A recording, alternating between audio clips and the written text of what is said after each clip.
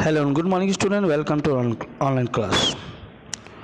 तो बेटा आज हम लोग सोशल साइंस में फर्स्ट चैप्टर का जो आंसर क्वेश्चन जो है आधुनिक यूरोप का उदय, ठीक है, इसका पीडीएफ का आंसर क्वेश्चन देखते हैं। यहाँ पे विश्व इतिहास को कितनी कालों में विभाजित किया गया है।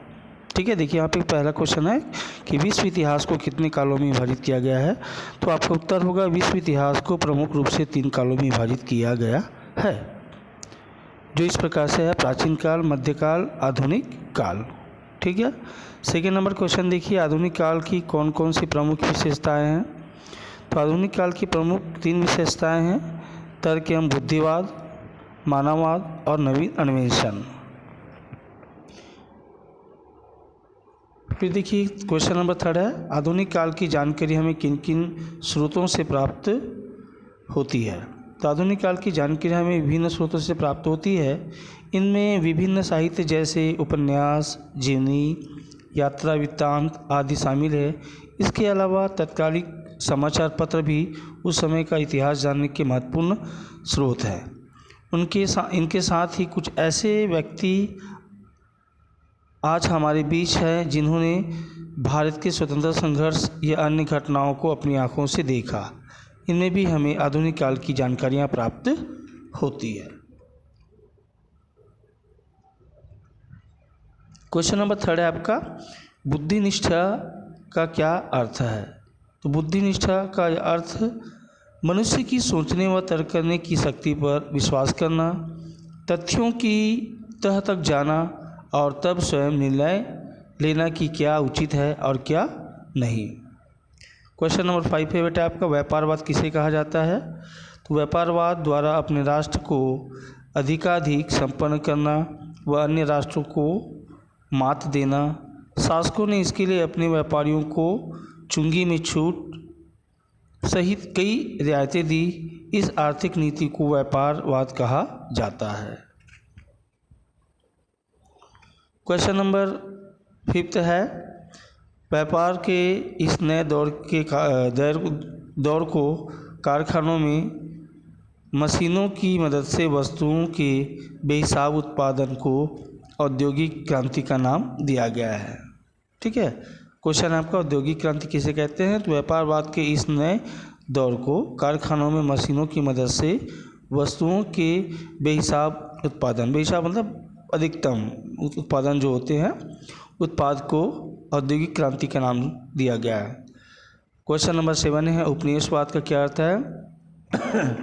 तो औद्योगिक क्रांति के फलस्वरूप संपन्न राष्ट्र का विकासशील हो और अविकसित राष्ट्रों पर आर्थिक नियंत्रण होने लगा और धीरे धीरे राजनीति दृष्टि से भी उन राष्ट्रों में उनका अधिकार हो गया।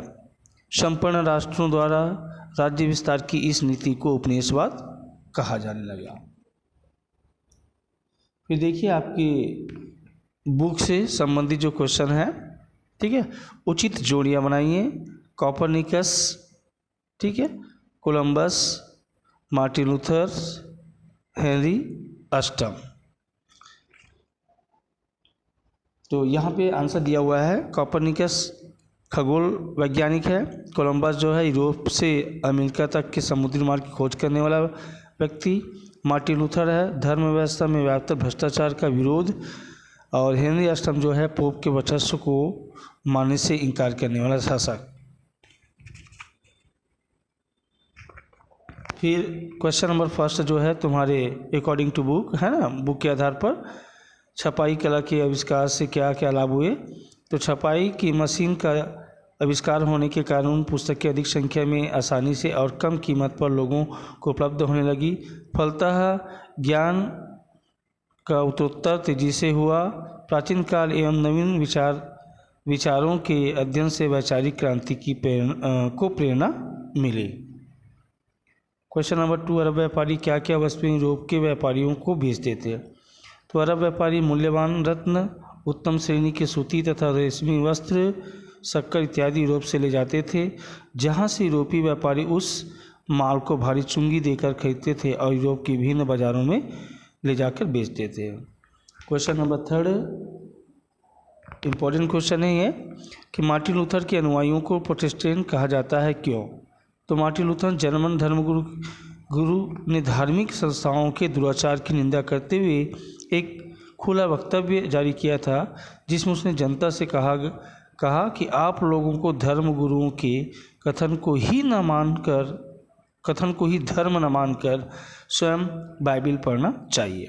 ठीक है, जो बुक पढ़ाते समय मैंने आपको बताया था, क्या कहा था कि आप लोगों को धर्म गुरुओं के कथन को ही धर्म न मानकर स्वयं बाइबिल पढ़ना चाहिए और धर्म के तत्वों को समझना चाहिए। उसने ईसाई धर्म गुरु के प्रमुख पोप की निरंकुश सत्ता को चुनौती दी और धर्म व्यवस्था में प्रचलित दोषों का विरोध अर्थात प्रोटेस्टेंट किया, इसलिए उनके अनुयायियों को प्रोटेस्टेंट कहा जाने लगा।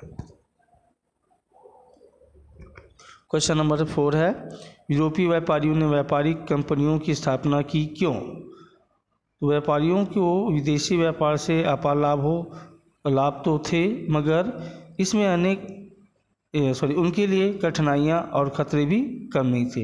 इन कठिनाइयों से बचने के लिए व्यापारी कारीगरों को काम देने, तैयार माल इकट्ठा करने, माल का भंडारण करने जैसे अनेक कामों का सामूहिक रूप से करने की में मदद करने लगे। इस प्रकार व्यापारिक कंपनियों की स्थापना आरंभ हुआ।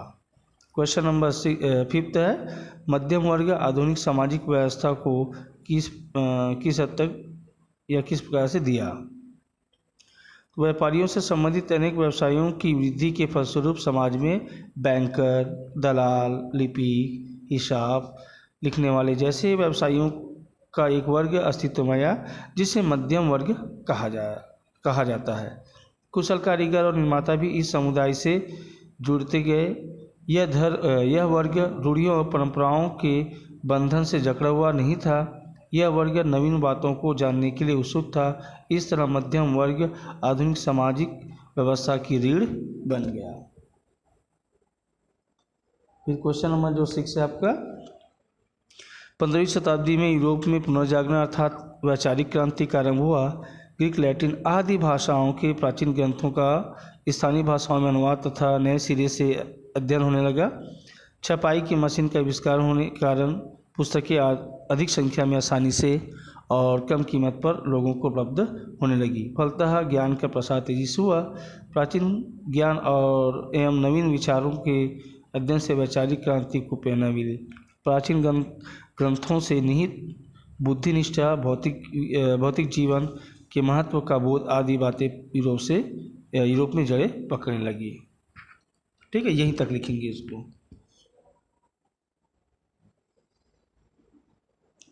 और उसके बाद जो है क्वेश्चन नंबर जो 7 जो आपको करना है, औद्योगिक क्रांति के फलस्वरूप समाज में कौन कौन से 3 वर्ग प्रमुखता से अस्तित्व में आए, इनकी स्थिति पर संक्षेप में प्रकाश डालिए। ठीक है, औद्योगिक क्रांति के फलस्वरूप समाज में 3 वर्गों का उदय हुआ। ये वर्ग थे पूंजीपति वर्ग, मध्यम वर्ग और श्रमिक वर्ग। ठीक है, इसका एक्सप्लेनेशन आपको लिखना है। पूंजीपति वर्ग, पूंजीपति उत्पादन हेतु आवश्यक कच्चे माल के तथा कारखानों में मशीनों के से तैयार होने वाले वस्तुओं के मालिक थे, जिसका मुख्य उद्देश्य क्या था? मुनाफा कमाना और वस्तुओं की बिक्री पर भी उनका नियंत्रण हो। मध्यम वर्ग का क्या था विशेषता? कि व्यापारियों से संबंधित अनेक व्यवसायों की वृद्धि के फलस्वरूप समाज में बैंकर, दलाल, लिपिक, हिसाब लिखने वाले जैसे व्यवसायियों का एक वर्ग अस्तित्व में आया, जिसे मध्यम वर्ग कहा जाने लगा। श्रमिक वर्ग, तो श्रमिक लोग वस्तुओं का उत्पादन करते थे और पूंजीपतियों से वेतन प्राप्त करते थे। ठीक है, ये श्रमिक वर्ग हो गया। फिर आपका क्वेश्चन नंबर 8 जो है आपका, सामंतवाद का पतन किस तरह हुआ? तो व्यापार वृद्धि का प्रभाव यूरोप के राजनीतिक क्षेत्र पर भी पड़ा। व्यापारी वर्ग ने अपने ही हित के लिए राजसत्ता का समर्थन किया।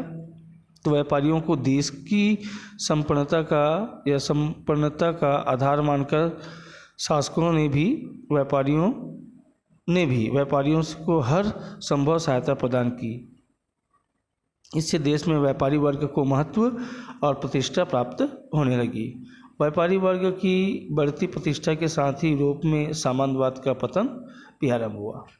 क्वेश्चन नंबर जो 9 नंबर देखिए यहाँ पे, व्यापार में वृद्धि का यूरोप पर क्या प्रभाव पड़ा? तो यूरोप में तीव्र व्यापार वृद्धि के परिणामस्वरूप वहाँ के जो सामाजिक, आर्थिक और राजनीतिक जीवन में अनेक परिवर्तन हुए, जो इस प्रकार है। तो क्वेश्चन नंबर 9 जो है बेटा आप नहीं करना है, ठीक है। क्वेश्चन नंबर 9 नहीं करेंगे।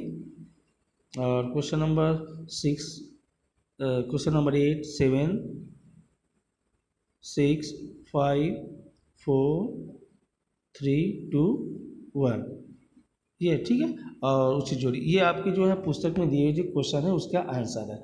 ऊपर वाले क्वेश्चन जो पहले मैंने आपको एक्सप्लेन किया, इसमें से क्वेश्चन नंबर फर्स्ट जो है वो कर लेंगे, सेकेंड नंबर कर लेंगे और थर्ड नंबर कर लेंगे, ठीक है। और एक जो है आपको तुम्हारा 6 नंबर का, और दिक्कत किसे कहते हैं, ये एडिशनल है, अन्य महत्वपूर्ण प्रश्नोत्तर। और बाकी जो नीचे दिया हुआ है आपका अभ्यास का वो आपके पाठ्यगत प्रश्नोत्तर है, ठीक है। बेटा इसके जो आंसर क्वेश्चन के जो PDF जो है आपको विवेक बुक डिपो में उपलब्ध हो जाएगी, वहाँ से आप ले लेना, ठीक है। That's all, good day.